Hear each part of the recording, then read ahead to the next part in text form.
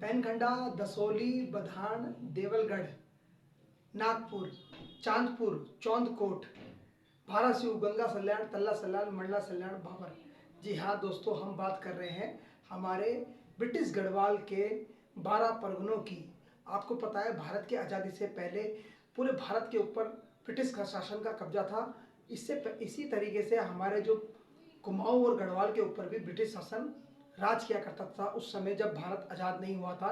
तो ब्रिटिश सरकार ने जो हमारे उत्तराखंड का शासन करने के लिए उत्तराखंड को 2 प्रशासनिक विभागों में विभाजित कर दिया था। उसके एक तरफ था टिहरी स्टेट, यानी कि जो टिहरी के राजा के नियंत्रण में था, और दूसरा था कुमाऊं कमिश्नरी का क्षेत्र, जो कि कमिश्नर ऑफ कुमाऊं के अधीन हुआ करता था। बाद में जाके ब्रिटिश सरकार ने अपनी सुविधा के लिए अपने जो कुमाऊं कमिश्नरी को भी 3 जिलों में विभाजित किया, जिसका एक जिला था ब्रिटिश गढ़वाल, दूसरा था कुमाऊं अल्मोड़ा, और तीसरा था नैनीताल। तो आज हम बात कर रहे हैं हमारे जो ब्रिटिश गढ़वाल था उसके 12 परगनों के बारे में। जी हाँ दोस्तों, आपने अमूमन अपने रिश्तेदारों को, अपने घर में बड़े बूढ़ों को ये बोलते हुए सुना ही होगा कि तुम्हारी वो फूफू जो है वो देवलगढ़ से है, वो चाची जो है वो महाराष्ट्र से है, कोई जो है हमारे रिश्तेदार जो है जो वो चौंदकोट से बिलोंग करते हैं। तो ये जो चौंदकोट है, हमारे जो परिवार वाले अनायास नहीं बोलते। इसके पीछे कुछ कारण होता है कि ये देखिए, जो हमारे पुराने परगने थे, हमारे जो गढ़वाल को, हमारे प्राचीन जो राजा थे, उन्होंने गढ़वाल को व्यवस्थित करने के लिए विभिन्न विभिन्न क्षेत्रों को का नामकरण किया हुआ था। और ये जो नाम थे ये पारंपरिक नामों पर आधारित थे। तो आज की क्लास में हम ही इन्हीं के बारे में जान रहे हैं। तो अगर हम देखें तो हमारे जो गढ़वाल के जो परगने हैं, इनको समझने के लिए हमें थोड़ा सा हमारे जो कुमाऊं गढ़वाल के इतिहास को भी समझना पड़ेगा। जी हाँ दोस्तों, अगर आप देखें तो अगर कुमाऊं के इतिहास को हम समझें तो कुमाऊं में लगभग 1790 के आसपास गोरखाओं का शासन स्थापित हो गया था, जबकि 1804 के आसपास समस्त गोरखाओं ने हमारे समस्त गढ़वाल के ऊपर अपना अस्तित्व स्थापित कर दिया था, और उन्होंने 1804 में गढ़वाल को भी अपने अधीन कर लिया था। यानी कि 1804 आते आते समस्त कुमाऊं और गढ़वाल के ऊपर गोरखाओं का शासन हो गया था। गोरखाओं ने उत्तराखंड के ऊपर लगभग 25 वर्ष शासन किया। 1790 से लेके 1815 ईस्वी में 1815 ईस्वी तक शासन किया।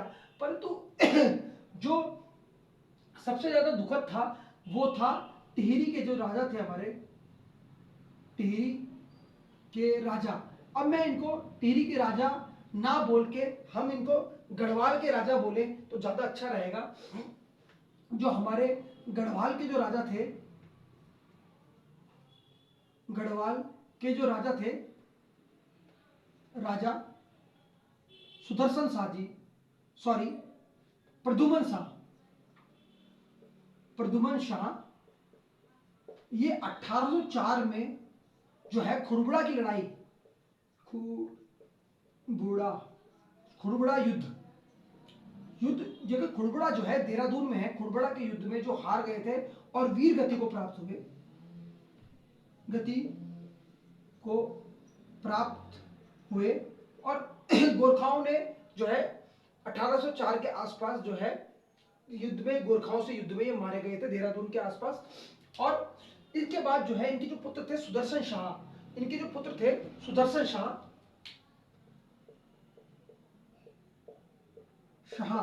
जो इनके पुत्र थे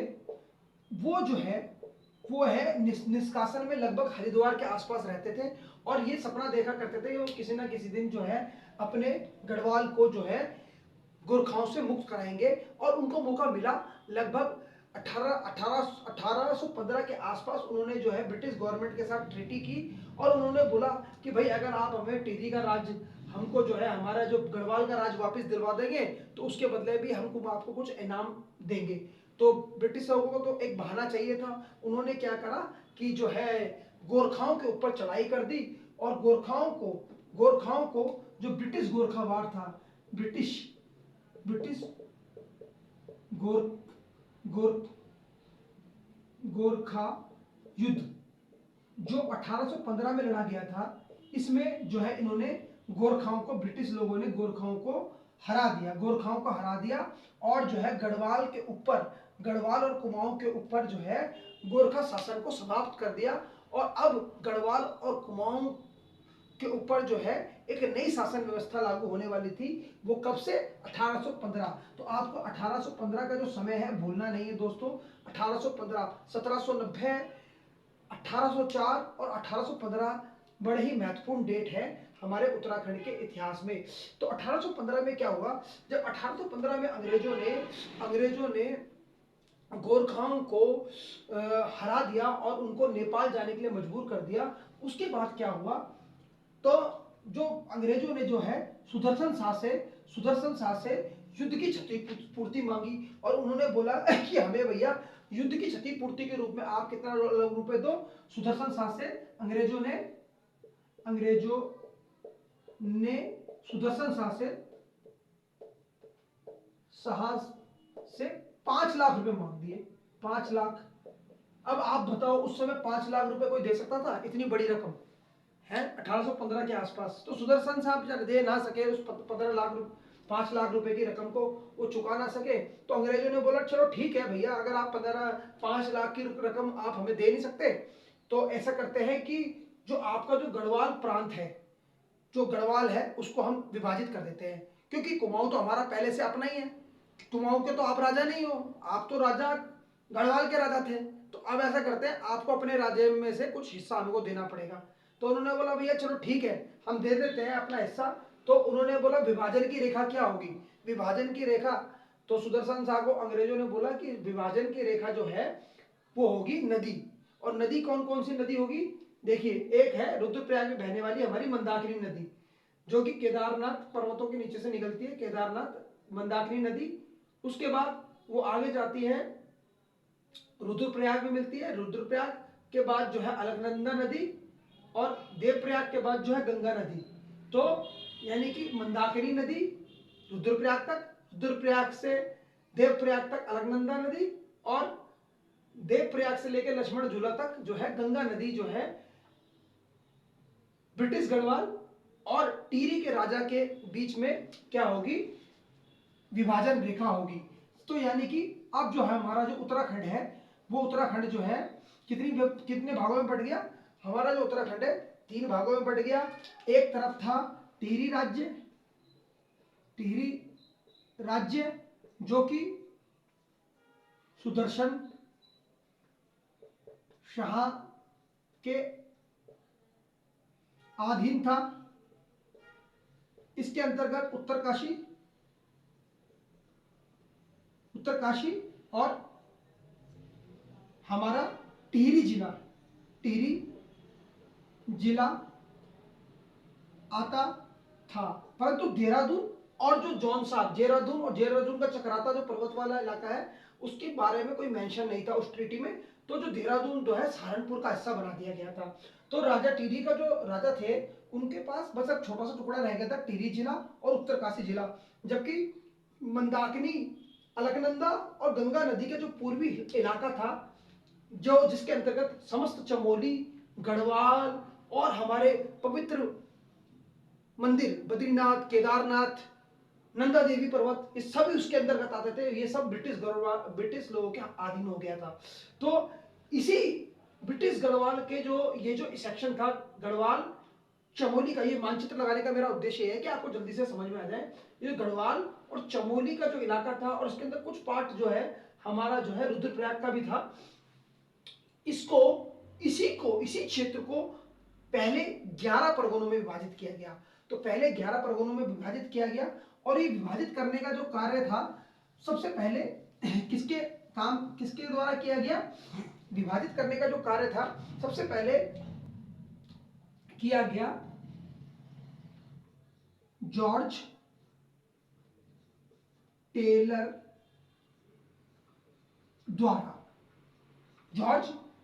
द्वारा, जो कि 1815 से लेके 1835 तक जो है कुमाऊं कमिश्नरी के, कुमाऊं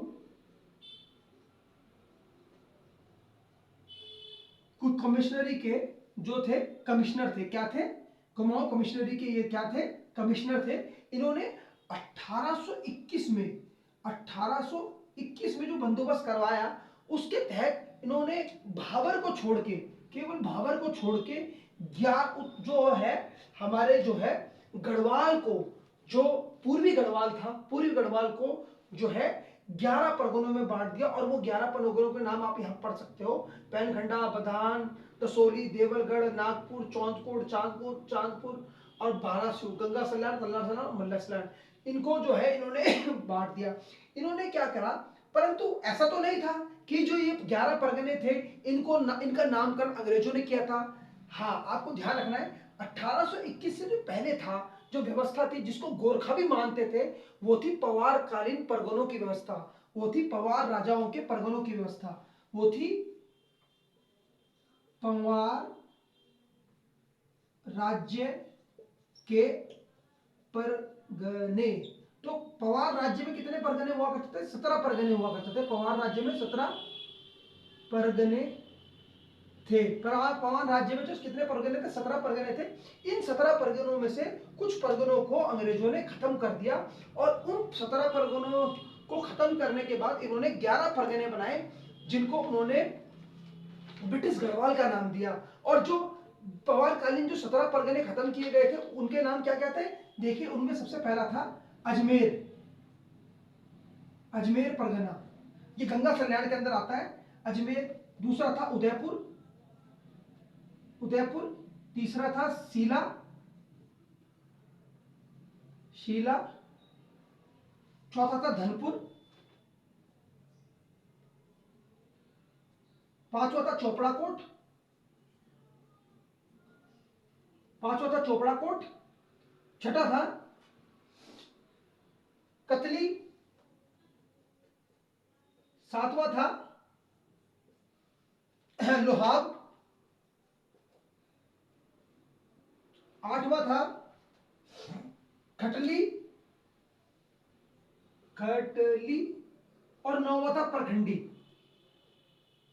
परखंडी, परखंडी, परखंडी। तो ये जो 9 परगने थे जो पवारकालीन, इनको तो खत्म कर दिया गया था, किसके द्वारा, ब्रिटिश द्वारा। और इन्हीं के कुछ परगनों के साथ इनको मर्ज करके ये 11 परगने बना दिए गए थे, जिसको आज हम जो है ब्रिटिश गढ़वाल के रूप में भी देखते हैं। तो मोटा मोटी ये जो था हमारे ब्रिटिश गढ़वाल के जो परगने थे उनका इतिहास था। इसमें एक चीज और भी आप ऐड कर दीजिए, 1821 के आसपास जो है हमारे जो है 1839 में जो है 1839 में जो है जो ब्रिटिश गढ़वाल का जो है जो पौड़ी है, पौड़ी जो है उसके साथ चमोली को मिला के एक ब्रिटिश गढ़वाल सेपरेट स्वतंत्र जिला बना दिया गया था। तो 1939 में जो है सबसे पहले जो सेपरेट जो जिला बना था ब्रिटिश गढ़वाल, वो कब बना था, 1939 में बना था। और लगभग 1865 में, लगभग 1865 के आसपास जो जो जो 11 जिले थे, जो 11 परगने थे, उसके अंदर एक परगना और 12वां परगना भाबर जोड़ दिया गया था, भाबर। तो भाबर जो है 1865 के आसपास जो है ब्रिटिश गढ़वाल में एक्स्ट्रा जोड़ा गया था, जिसके अंतर्गत 3 पट्टियां रखी गई थी। इसके अंतर्गत कौन कौन सी 3 पट्टी रखी गई थी, पहली पट्टी थी इसके अंतर्गत हल्दू खाता की, हल्दू खाता। दूसरी पट्टी थी मोटाटाक और तीसरी पट्टी थी सुखरो। तो इस प्रकार जो है जो ब्रिटिश कालीन जो ये जो व्यवस्था थी 1892 ईस्वी तक जारी रही। और जो पौड़ी जो है हमारा पौड़ी गढ़वाल, चमोली, रुद्रप्रयाग के जो ये ब्रिटिश गढ़वाल के अंतर्गत आता था, इसके अंदर कुल मिला के 12 परगनों में 89 पट्टियां, कितनी पट्टी थी, 89 पट्टी थी, पट्टियां थी, ठीक है, आपको याद रखना है। तो ये था हमारा ब्रिटिश गढ़वाल का इतिहास। और आने वाली जो वीडियोस हैं इसमें हम क्या करेंगे, एक एक परगने को विस्तार से समझेंगे, आराम से समझेंगे, और ये भी जानेंगे कि हमारे जो ब्रिटिश गढ़वाल के जो प्रशासनिक मानचित्र का विकास किस प्रकार से हुआ है। ठीक है दोस्तों, आज की वीडियो में इतना ही। आप मेरी ये सभी 12 परगनों की जो वीडियो है आप लगातार देखते रहना, बने रहना इसी के साथ साथ। आज की वीडियो में थैंक यू, धन्यवाद, नमस्कार।